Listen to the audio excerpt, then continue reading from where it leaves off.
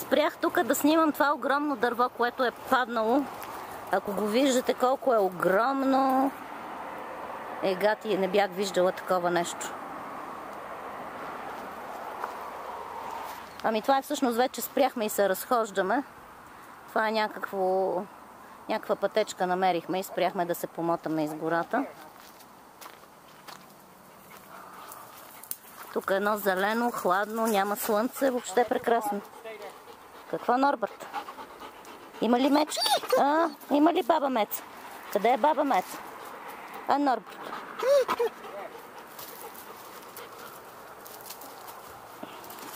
Хело! Чао! Хело! Ето, гледайте какви разкочни борови. Абе, просто тук си е кеф, страхота. Страхота. Какво скимтиш, бе? Мунчо! Мунчо! Ти си един мунчо. Ето го дървото. Ето, огромна работа, брат. Добре. Ще го спра, после ако видим още нещо интересно, пак ще го пусна. Ето това го изкрачихме тук за половин час. Не знам дали се вижда. Ето това е маршрута, който минахме всъщност. Тръгнахме от тук. Ето. Сега ще ходим на някой друг, защото това нещо не ни се опря особено. Особено на дълго крачко, той бързо крачи. Така, айде очаквайте ново включване. Иначе екскурзията завърши, сега сме се прибрали в нашото градче и ще ви поснимам малко градчето да видите. Ето тук отляво е мола отзад с 2-3 киносалона. Тук отдясно е склада на Едро, дет пазарувам веднъж месечно разни простоти. И сега просто гледайте улицата, по която се движа всеки ден. Всъщност това е мястото, дето живея всъщност. Ето го там, мола и киносалоните. Те не се виждат много зад палмите, ама тук някакви малки ресторанти. Това е банка, по-надолу беше ресторантче. Ви снимам дясната страна само. Магазини тук, няколко високи кооперации. Ето го ресторанчето. Тук са ресторантчета повече.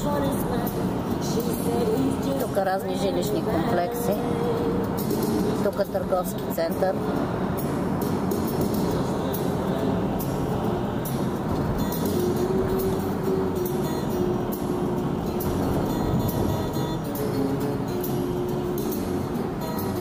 Пак търговски център, спа ресторанчета.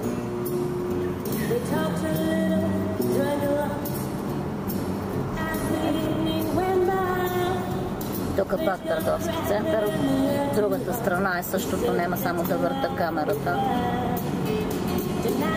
Това фактически е ранчо Кукамонга. Ние сме точно на границата между Онтарио и ранчо, ама аз казвам, че сме в ранчо, защото Онтарио много го бъркат с Онтарио в Канада и това тук са кооперации за поднаем. Имат си даже и голф отзад.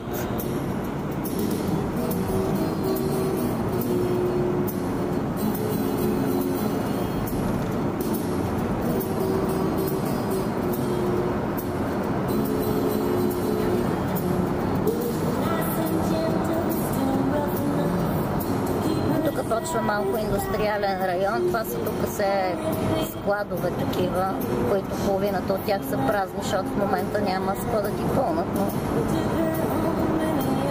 тук има малко празна площ, която чакаме някой да застрои с нещо симпатично. А това цялото е грозде тук, обаче никой не го поддържа. Аз се чуда как това грозде не е умряло вече. 6-та година от как съм тук, така седи и лозниците не са умрели. Просто ми е странно.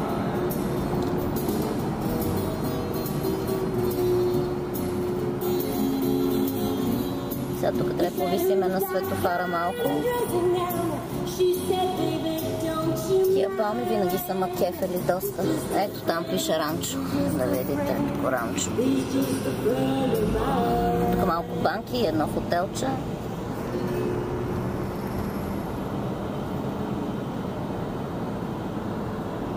Я 3 етажа. Ние сме в високата част на града. Ето го хотелчето.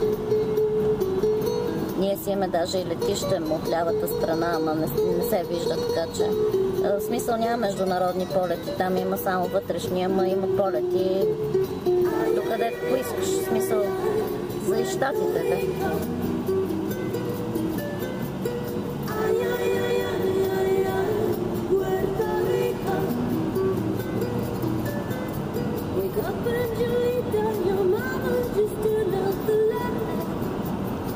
Тук малко депресарска част, незастроена. След малко ще минем покрай Супера, дето ви разказах за една опашка, дето мислех, че раздават нещо за без пари. А пък се оказа, че чакат за работа. А ето е и нашата планина, ако я виждате отзад. Това е, аз си викам Витоша, защото на нея прилича и горе-долу е толкова висока. Само, че не е много зелена. От другата страна всъщност е по-зелена, дето не я пече слънцето така.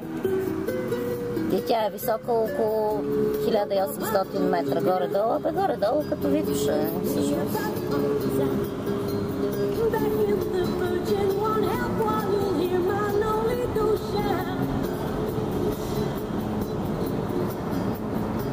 Тук някакви малки магазинчета, складчета. После почва едно жилищно комплексче и после е Супера. И после сме ние, дет ние живеем.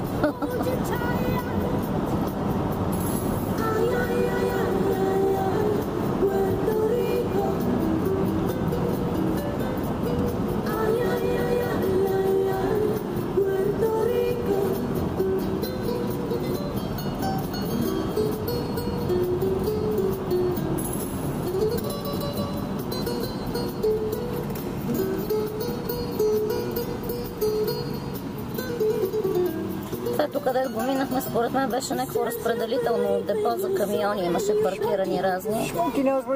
Нямам на идея въобще какъв бизнес развиват там. А след този светофар почва жилищния комплекс. След него е Супера.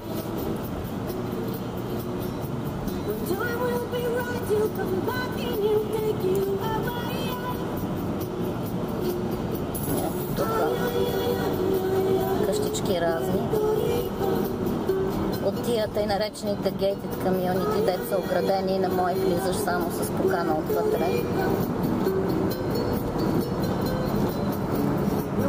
Не, там беше пропуска, ако обърнахте внимание.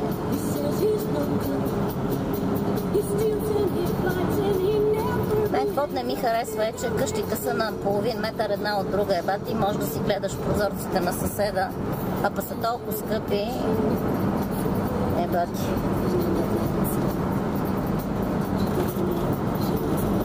Ай, след малко ще минем по крайония Супер. Голото поело. После ще минем през едно мексиканско така за посвалня си взема малко пилешки кълки за къщи. Bring any cash?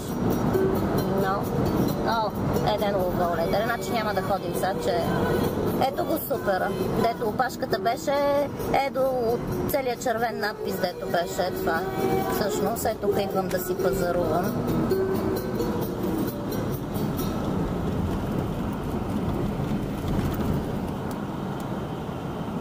След малко ще минем по нашата улица, дето живеем, да я видите. Тук са разни други супермаркети и какво ли не. Абе, близо до нас са, така че не се оплаквам. Тук е училището. То е начално училище от 1 до 4 клас само. Айде и малко местна фауна, тъмнокожа, да видите малко маймуни, мексикански. Те сега са във вакансия училището, да няма никой. Ама гледайте как е оградено с ограда съкън. Некой сексуален маняк да не нападне деца. Всичко оградено, брат. Е, в този район живеем. А след малко ще завием и по нашата улица и филмчето приключва. Ей, това е нашата улица. Тук живеем.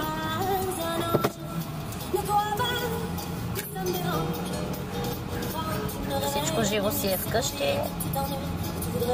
През седмицата въобще няма коли на улицата, защото народа е набачкана. Ето е и нашата барака тук.